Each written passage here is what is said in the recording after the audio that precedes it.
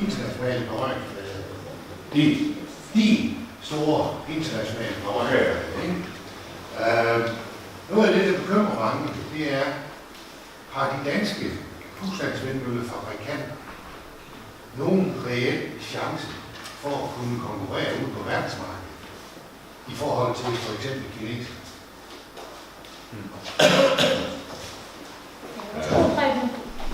Så det er sådan et 100.000 kroner spørgsmål, ikke også? Jeg vil lige sige først, at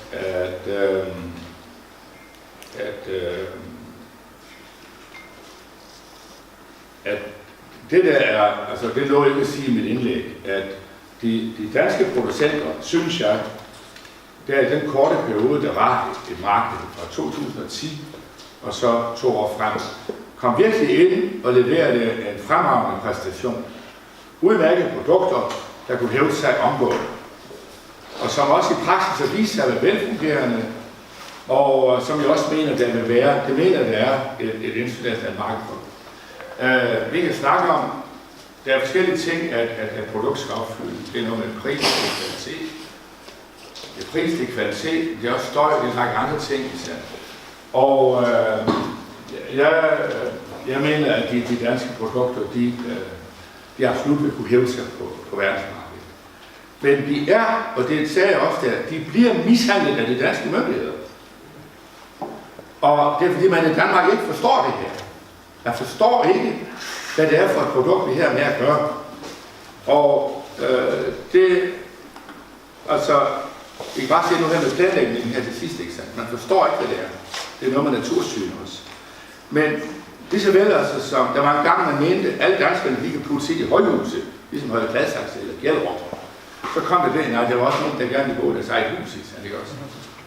Og så kom det med, at vi kunne alle sammen køre med tog og med bus og så videre op for transportmidler. Men vi ville også godt lige have en motorcykel eller en bil at køre i. Og der er jo den samme trang hos mange mennesker, at de vil gerne forsyne sig selv med solceller, solvarme, vindmøller og så videre. Og derfor er der et stort potentielt marked. Men det forstår vores myndigheder ikke. Altså, det er også det, jeg siger, når jeg sådan ser det der kort over sidste kommune, der bor jeg her, og det er selvfølgelig ikke sagsbehandleren her, jeg vil kritisere de regler, der er, og der er man nødt til at angribe. Fordi hvis vi ser beskyttelseslinjerne, de omfatter næsten hele kommunen her. Og der kan man have lov at spørge,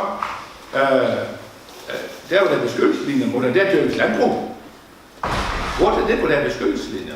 Nej, det burde det faktisk jo ikke. Burde der have lov at bruge mennesker? Nej, på en måde burde der ikke have lov til det. Og der vil vi lige skal vende den om og så sige, hvor der er landbrug og hvor der bruger mennesker, der er der også et energiforbrug, og der skal der selvfølgelig også kunne komme vindmøller. Og der er der noget galt med natursynet. Der er noget galt med natursynet her i landet. Og det stammer fra en eller anden landskabsfejnsmækkeri, at det skal være sådan uberørt og så videre. Og det er det jo ikke. Vi lever i et kulturlandskab. Og derfor er det en af de ting, man er nødt til at gå ind og så sige, hvor der bor mennesker, kan der også stilles vindmøller op. Der kan der også stilles solcelleranlæg op.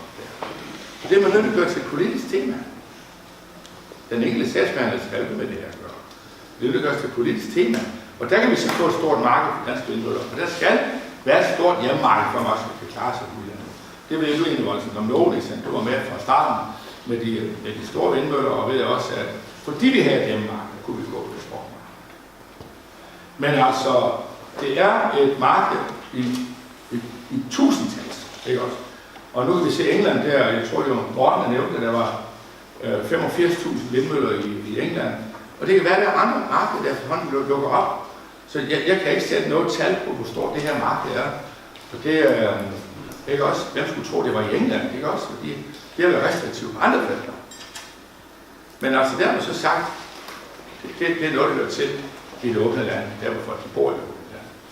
Og hvis det, man kan jo komme dertil, at man siger også, at hvor der er mulighed, hvorfor ikke tænke på den måde der?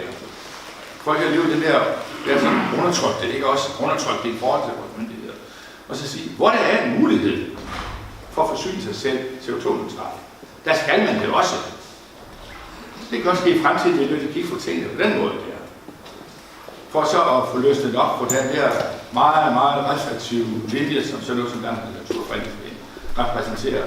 Jeg ved over i Lemvig Kommune, der var et flok vindmøller, fordi de stod lidt for tæt ude på den der kystbeskyttelseslinje. Det blev afslaget med alt sammen. Netop de mennesker, der bor derude, vil jo sådan set være nogen, der investerer i deres fremtid, og som også det har den betydning, at jeg siger, her bor vi, og her foretager vi en investering, som sagt, i fremtiden. Det kunne også være et værn imod, at det danske landskab selvfølgelig er større og større maskiner og større og større landbrug, ikke blev til et præget landskab. Altså, vi har det der landskabsideal, som er sådan en Morten Kort-idyl. Men det er jo ikke det, det drejer sig om. Og vi kunne faktisk have mere idyl ved så få mere husstandsvindmøller, fordi de mennesker, der får sig nogle, de vil beskytte deres område. Ellers havner vi til et bedst, efter min opfattelse, at det bliver sådan et prægetlandskab her i landet. Der er tilløb til det nogle steder. Kør en tur fra Struer til Lemvig, der er det godt på vej. Og det vil være en langt, langt bedre beskyttelse af vores landskab, end nogen regler bestemmelser kan være. Men det er en anden måde at tænke på. Det ved jeg godt, det er en meget alternativ tankegang, vi har her. Men det er altså, som sagt, det er et andet natursyn, der skal til. Jeg tror bestemt også, at der er grundlag for et stort marked for husstandsvindmøller. Der er nogle ting, der skal drejes på op i hovedet på beslutningstagerne. Det er i hvert fald fint at se, så industrien bakker op. Var der yderligere nogen, der ville kommentere eller havde et spørgsmål?